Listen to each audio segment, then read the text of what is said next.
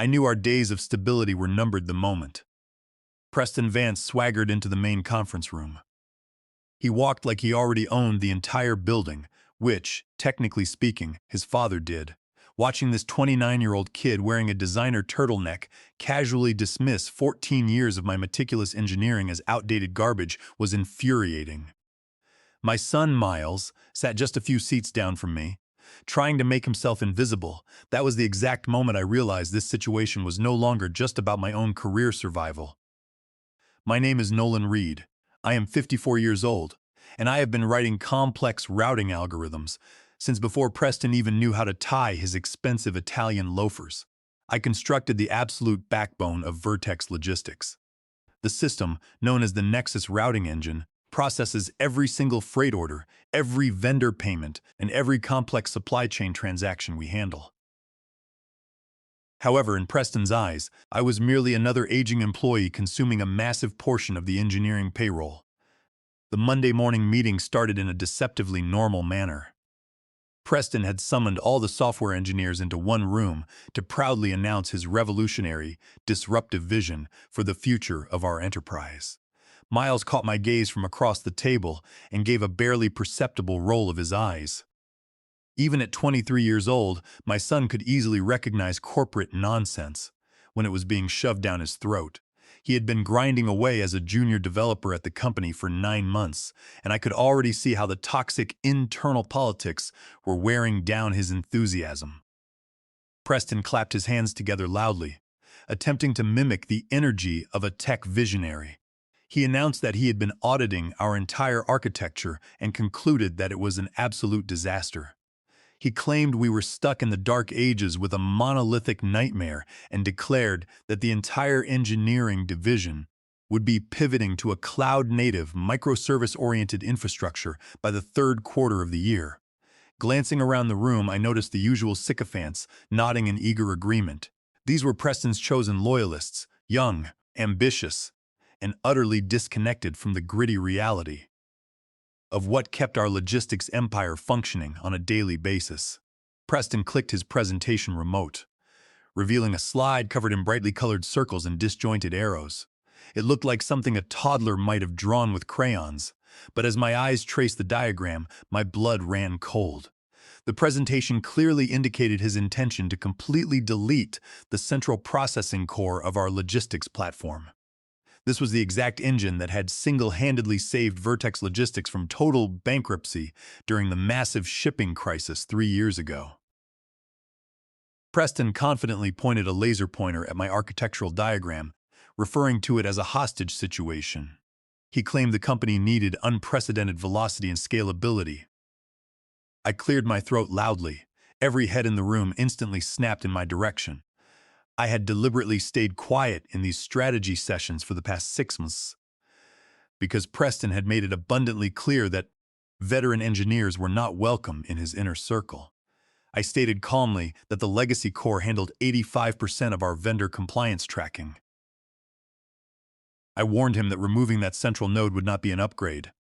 It would effectively lobotomize the entire corporation. The conference room plunged into a suffocating silence. Miles tensed in his chair, caught in the awful position of wanting to defend his father while also needing to protect his own job. Preston slowly turned to face me. He flashed a practiced, condescending smile. He visually appraised my graying hair and my comfortable, faded button-down shirt. He feigned ignorance, asking me to remind him of my name and my role. I kept my answer simple. I introduced myself as Nolan Reed and calmly reminded him that I had single-handedly built the core architecture he was currently plotting to destroy. Preston let out a dry, patronizing chuckle. He told me he appreciated my historical contributions, but insisted that the company was not running a technology museum. His words stung sharply. My supposed liability of a system had saved the corporation $2,500,000 in penalties. During the last major supply chain disruption, it had flawlessly processed $250 million in gross transactions over the previous 12 months without a single outage. But because it was not built using the flavor-of-the-month programming language, Preston deemed it worthless. I took a deep breath, Informed Preston that the platform actively integrated with 52 distinct vendor application programming interfaces. I explained that some of those complex integrations had taken 7 solid months of intense negotiation and custom coding to finalize. I warned him that deleting the core would instantly sever our digital ties with suppliers who represented 60% of our total revenue stream. Preston's voice hardened. He dismissed my concerns as toxic legacy thinking. He demanded elegant, modern solutions and rattled off a fresh string of meaningless technical jargon. I fired back, asking if he knew what was truly elegant. I told him an elegant system was one that simply worked. It was a system that survived holiday traffic spikes and passed brutal compliance audits without dropping a single packet of data. There was a massive secret that Preston did not know. 5 years ago, when the company was rapidly expanding and drowning in operational chaos, they desperately needed my architectural expertise. They could not afford my hourly consulting rate at the time. My attorney, a brilliant and notoriously ruthless man named Hector Salinas, drafted an incredibly specific contract. I had refused to sign a standard employment agreement. Instead, I established an independent entity, Apex Data Systems, and I explicitly licensed the Nexus routing engine to Vertex Logistics. It was a complex arrangement categorized under Title 17 of the United States Code, Section 201, subsection B. We legally established that the software was explicitly excluded from the standard work-for-hire provisions. Vertex Logistics did not own the software. They merely rented the right to use it. And as the sole copyright owner, I held the master encryption keys. Preston viewed me as a stubborn, aging employee who needed to be discarded.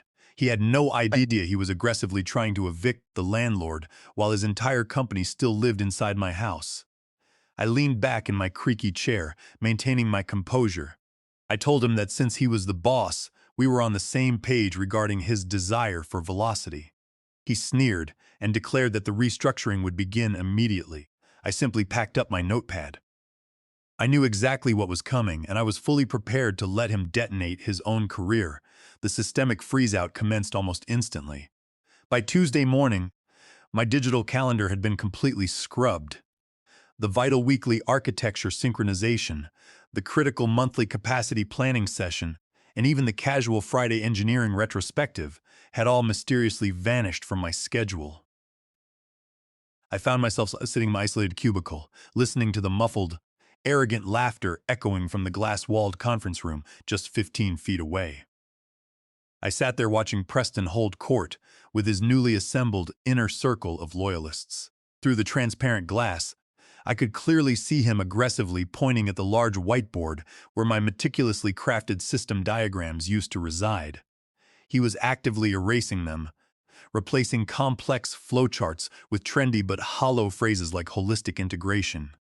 It is profoundly disturbing how quickly a person can become entirely invisible in the corporate environment. I had dedicated 14 years of grueling 60-hour work weeks to Vertex Logistics. Suddenly, I was treated like a hostile ghost haunting the server room. Engineers I had personally mentored for over a decade began avoiding all eye contact whenever we crossed paths in the hallway. Miles, bless his heart, tried his absolute best to keep me informed. He would discreetly text me during his mandated lunch breaks, providing covert updates on the unfolding disaster. He informed me that Preston had quickly onboarded 4 new highly paid contractors who did nothing but talk about greenfield development. Miles mentioned that these new contractors kept pulling him aside to ask incredibly basic questions about the structure of my code. Preston was living in an absolute fantasy world. He genuinely believed he could start over with a clean slate, recklessly building an entirely new infrastructure from scratch. He lacked the operational experience to understand that the technical debt he so desperately wanted to eliminate actually included vital elements like stringent payment compliance protocols and delicate integrations with ancient legacy partner systems that absolutely could not be modernized without completely halting the company's revenue stream for at least 8 solid months. Late Thursday afternoon, an ominous automated calendar invitation materialized in my inbox. It was titled with the incredibly generic phrase, "Quick Sync." The location was designated as Meeting Room C, and the time was set for exactly 4 o'clock on Friday afternoon. It was the quintessential corporate execution protocol. Management always preferred to terminate employees at the very end of the work week, so the victim could not cause a massive disruptive scene. I began quietly packing my personal belongings that very evening. I initiated a secure, military-grade scrubbing protocol on my company-issued laptop. I ran an intensive overwriting algorithm that completely randomized the storage drive multiple times, effectively obliterating any trace of my personal data or private encryption keys. While the intensive disk wipe was methodically executing, I logged into the secure banking portal for Apex Data Systems.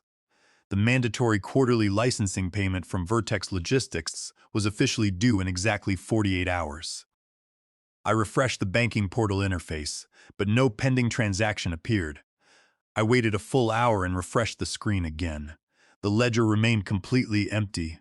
They were intentionally ghosting the licensing payment. Preston and his father, Richard, clearly operated under the arrogant assumption that because I collected a standard biweekly salary, they automatically owned every single line of code I had ever written. They fundamentally believed they owned me, and therefore, they owned the intellectual property. I carefully retrieved my heavily encrypted copy of the original software licensing agreement. The clauses regarding payment obligations and cure periods were written with absolutely no ambiguity.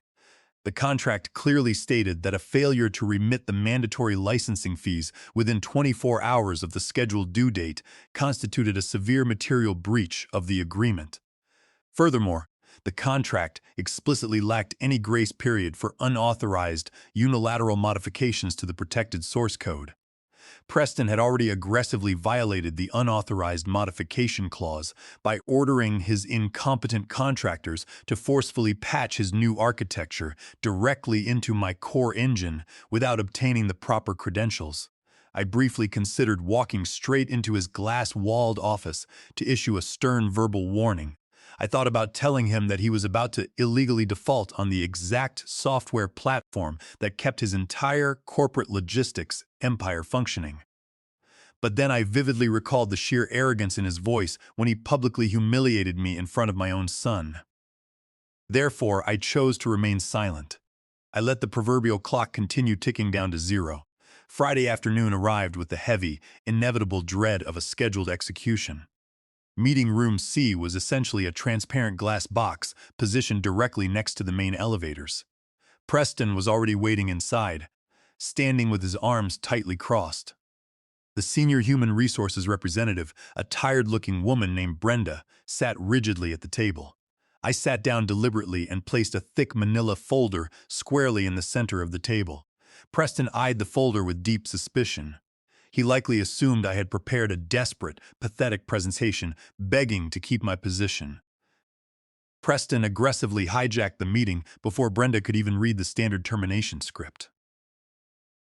He formally declared that my employment was terminated effective immediately and demanded my security badge and company laptop. Brenda slid a thick stack of severance documents across the table, explaining that I needed to sign a strict non-disclosure agreement to receive my final 2 weeks of compensation. I completely ignored the paperwork. I calmly asked Preston to confirm that he was permanently terminating our professional relationship. He snapped back immediately, his temper flaring as he confirmed my termination. I slid my plastic security badge and my newly wiped laptop across the smooth table. Then I placed my hand firmly on the manila folder. I informed him that while the employment portion of our relationship was over, we urgently needed to discuss the vendor relationship. Preston frowned in genuine confusion. I opened the folder and slowly spun the meticulously highlighted licensing agreement around so he could read the text. I calmly explained that my independent company, Apex Data Systems, legally owned and licensed the logistics engine that ran his entire business. I explained that under Title 17, Section 201, Subsection B, the software was never a work-for-hire product.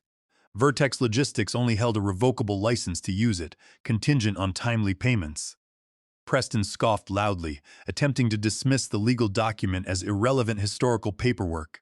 He arrogantly insisted that the corporation owned all intellectual property generated during my tenure. I gently tapped the highlighted paragraph with my index finger, urging him to actually read the binding terms.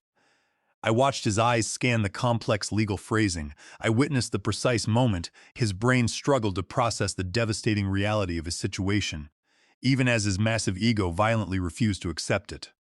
He stammered defensively, insisting that my placement on the corporate payroll instantly voided the independent contract. I suggested he consult with his legal department. I informed him that his company had just fired their only on-site administrator and simultaneously missed the mandatory quarterly licensing payment, constituting a massive material breach of contract. He angrily accused me of extortion. I stood up, completely unbothered by his rising panic. I advised him to read Clause 6 very carefully, noting that while he had a small window to cure the financial breach, he had just terminated the only person holding the master decryption keys. I walked out of the glass room, leaving Preston paralyzed in stunned silence. I walked confidently past my old workstation, completely ignoring the nervous glances from the junior developers. I strode straight out the main glass doors and into the blazing Texas heat. I climbed into the cab of my reliable pickup truck, tossed the manila folder onto the passenger seat, and exhaled a long, steady breath. I drove directly to a premium liquor store across town. I purchased a very rare bottle of small-batch bourbon. It tasted remarkably like absolute justice. Back at my house, safely isolated in my garage workshop, surrounded by my collection of vintage motorcycle parts, I powered up my secure personal workstation. I engaged my heavily encrypted virtual private network. I quickly logged into the remote administrative panel for Apex Data Systems. Every single hour, the colossal servers at Vertex Logistics would silently ping my remote server with a highly encrypted digital request, essentially asking for permission to continue operating. For 5 solid years, my remote server had automatically replied with a digital authorization token, allowing their massive logistics empire to function seamlessly. I checked the real-time status dashboard. Every single indicator was glowing a brilliant, healthy green. The central inventory module was fully active. The vendor payment gateway was successfully processing transactions. The vital customer portal was handling heavy web traffic without breaking a sweat. I poured myself exactly 2 fingers of the premium bourbon and sat back to admire the elegant simplicity of the digital trap I had constructed. Preston operated under the severe delusion that complex software architecture functioned like spontaneous magic. He fundamentally failed to comprehend that every single digital system requires a master creator, and truly intelligent creators always engineer a highly secure backdoor for themselves. I navigated deep into the core licensing management interface. The current operational status indicated that Vertex Logistics was officially operating within a restricted grace period. The digital countdown timer clearly showed that this temporary grace period would permanently expire in exactly 16 hours and 23 minutes. I imagined Preston at that very moment, likely celebrating his supposed management victory at some incredibly expensive downtown bar. He undoubtedly believed my legal contract was a desperate bluff. He was entirely oblivious to the impending disaster.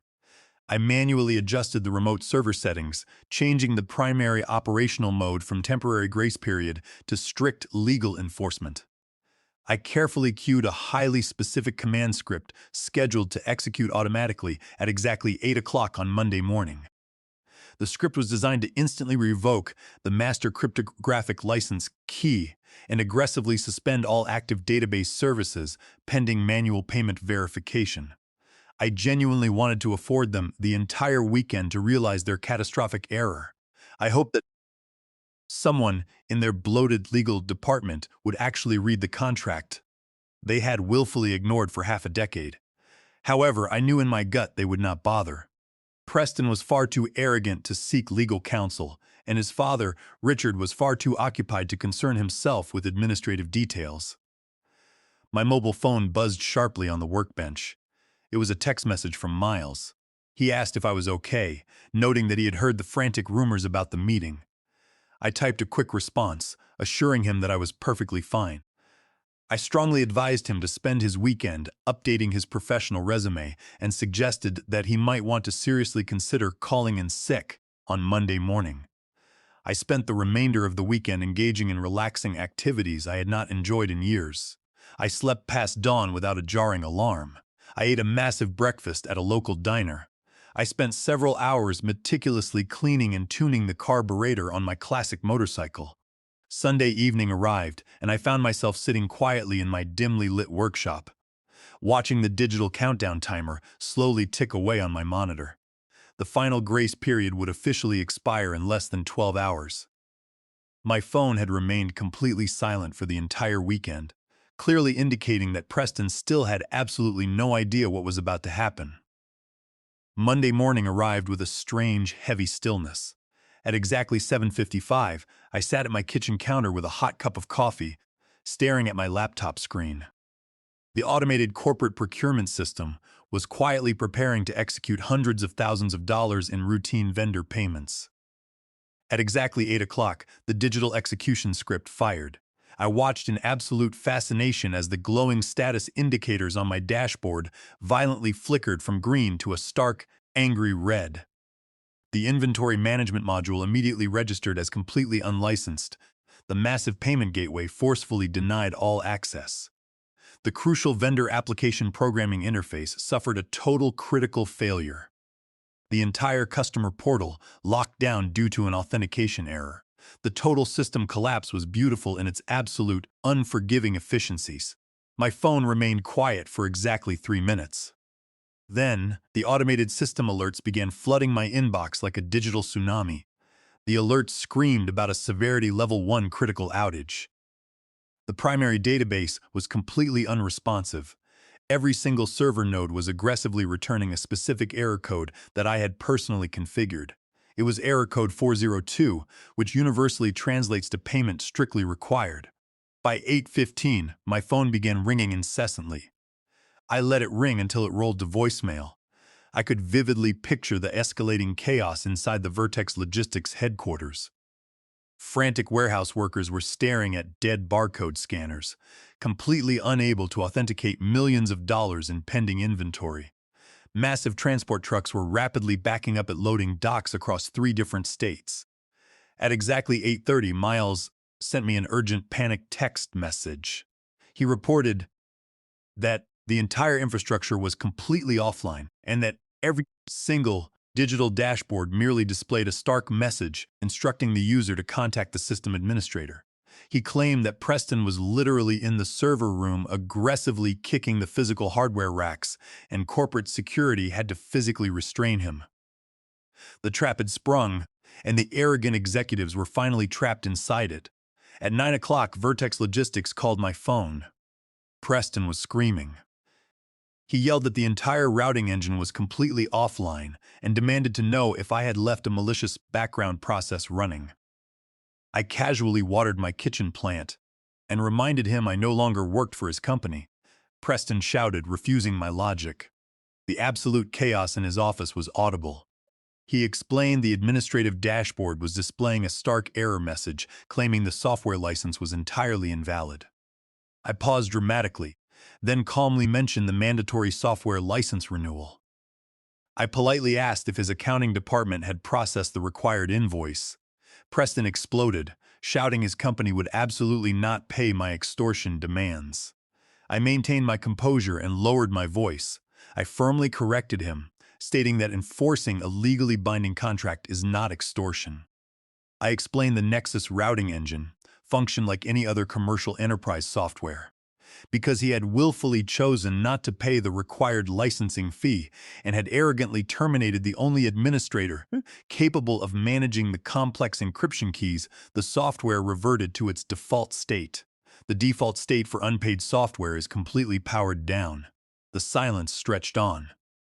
When Preston finally spoke, his corporate bravado was fractured. He demanded I turn the servers back on immediately, threatening to sue me into absolute bankruptcy. I chuckled softly and informed him his company was operating a massive commercial enterprise using completely unlicensed intellectual property. I warned him that my attorney, Hector Salinas, was drafting a cease and desist order. I added a severe warning that if his contractors attempted to bypass my digital locks, it would constitute a violation of the Digital Millennium Copyright Act. I heard muffled voices in the background, likely their legal counsel advising him to stop making threats. Preston practically begged me to fix the system. He confessed the total outage was costing the corporation tens of thousands of dollars every single minute. I coldly replied that his operational failure sounded like a personal problem. I absolutely do not perform charity work for executives who publicly humiliate me. Preston desperately asked what I wanted. I instructed him to put his father, the chief executive officer, on the line. Preston hesitated, claiming Richard was in an emergency board meeting. I told him to drag his father out immediately, warning him the automated vendor payment system was scheduled to attempt processing massive supplier payments in exactly 10 minutes. Every single one of those financial transactions would instantly fail. A few moments later, Richard Vance came over, the line, his voice trembling with panic. He demanded to know what was happening. I greeted him politely, suggesting his inexperienced son had evicted the digital landlord without realizing his corporation still lived inside my intellectual property. Richard attempted a manipulative approach, offering to rehire me with a significantly increased salary. I walked out onto my porch and firmly told Richard I had absolutely no desire to ever return. Richard angrily accused me of corporate blackmail. I sharply corrected his legal terminology. We were engaged in a standard vendor dispute regarding unlicensed intellectual property. I presented him with two options. First, completely migrate his logistics operation to an entirely new system. Second, purchase a perpetual, irrevocable license for the complete source code. Once the transaction was complete, his company would own the software entirely. Richard demanded to know the exact price. I calmly stated the figure of $2,400,000. Richard gasped, accusing me of highway robbery. I explained the sum was merely a tiny fraction of a single % of the massive gross revenue my engine had flawlessly processed for his company over the previous year. Richard stubbornly declared he would not pay. I accepted his refusal and casually mentioned a critical technical detail. The automated data compliance protocol was scheduled to initiate in exactly 45 minutes. If the software license was not officially renewed by that deadline, the system would automatically purge all sensitive customer data to ensure strict compliance with federal privacy regulations. Richard frantically accused me of maliciously rigging the system. I calmly corrected him, stating I had simply engineered the software to remain strictly legally compliant. I informed him he had exactly 42 minutes to secure board approval. I promised to send the digital transfer documents directly to his personal email address immediately and hung up the phone. The ensuing 45 minutes provided an absolutely spectacular display of corporate panic. Miles was covertly live blogging the entire executive meltdown directly from inside the chaotic headquarters. He reported that the massive legal team had frantically unearthed the original physical copy of my licensing agreement from the deepest, most secure archives. He texted me that the formidable general counsel had aggressively cornered Preston in the hallway, loudly questioning if the young executive had ever bothered to graduate from any accredited business school. Miles described Richard furiously screaming about calling federal law enforcement, only to be sternly informed by his own highly paid attorneys that since this was fundamentally a civil contract dispute, and since Vertex Logistics had clearly breached the agreement first, the federal authorities would likely just laugh at their sheer incompetence. The most satisfying update from Miles was the vivid description of Preston completely breaking down in his luxurious corner office. Miles claimed the arrogant young executive was actually crying genuine tears, desperately attempting to convince anyone who would listen that my completely legal actions constituted some form of malicious industrial sabotage. At exactly 10:45 in the morning, with a mere 15 minutes remaining on the ominous compliance countdown timer, my personal cell phone finally rang again. The caller identification displayed the direct office line for Helen, a brilliant, no-nonsense senior attorney from their legal department. She was one of the very few individuals at that toxic company who had consistently treated me with genuine professional respect. I answered the call warmly. Helen skipped all the usual pleasantries, immediately stating that her entire legal team had spent the last hour thoroughly reviewing the extensive documentation I had provided. I casually asked for her professional verdict on the situation. She let out a long, exhausted sigh and admitted that the contract Hector had drafted was absolutely bulletproof. She described the legal phrasing as completely ironclad.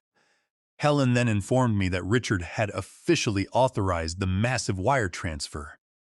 She promised that the exact second the funds successfully cleared into the corporate account for Apex Data Systems, she expected me to immediately push the necessary digital patch to permanently update their software license.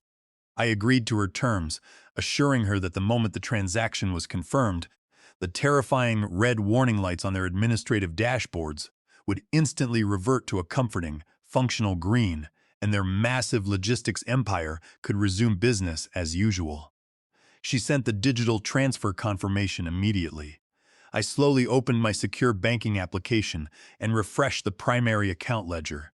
I watched in quiet awe as my total net worth instantly transformed from a comfortable retirement fund into enough massive wealth to simply disappear to a tropical island for the rest of my natural life. The pending transaction clearly displayed an incoming transfer of exactly $2,400,000. The origin source was officially verified as Vertex Logistics Incorporated. I informed Helen that the massive transfer had successfully cleared. I opened my secure command terminal and quickly typed out the complex string of commands I had been meticulously rehearsing all weekend. I executed the command to permanently update the license status to a perpetual, irrevocable state. I decisively canceled the automated compliance data purge protocol. Finally, I restored full, unrestricted functional access to every single module within the routing engine. I hit the enter key and watched the digital locks disengage. Exactly 2 minutes later, Miles sent me a triumphant text message. He reported that every single dashboard was flashing green and the entire infrastructure was rapidly coming back online. He described the atmosphere inside the sprawling corporate office as being incredibly similar to the intense relief felt by the ground control team after successfully bringing a damaged spacecraft safely back to Earth. He said people were literally cheering in the crowded hallways. However, sitting alone in my quiet garage, I did not cheer. I felt a sudden, crushing wave of profound exhaustion wash over my entire body as the massive surge of adrenaline finally began to leave my system. The intense corporate warfare was officially over. I had definitively won the battle, permanently secured my financial future, and successfully taught an incredibly arrogant young executive a harsh, expensive lesson about fundamentally respecting the seasoned professionals who painstakingly build the very foundations upon which they stand. But I also knew that my long career in that specific city was permanently finished. The dramatic story would inevitably spread rapidly throughout the insular local technology community. I would forever be known as the rogue developer who aggressively held a massive logistics corporation completely hostage. Some ambitious founders would call my ruthless strategy pure genius, while others would label me as an incredibly dangerous liability. I was perfectly fine with both of those extreme assessments. That was the end of my time at Vertex Logistics. I got my money, bought my freedom, and never looked back. So the next time some arrogant kid dismisses your work as garbage, just make sure you hold the keys to the kingdom.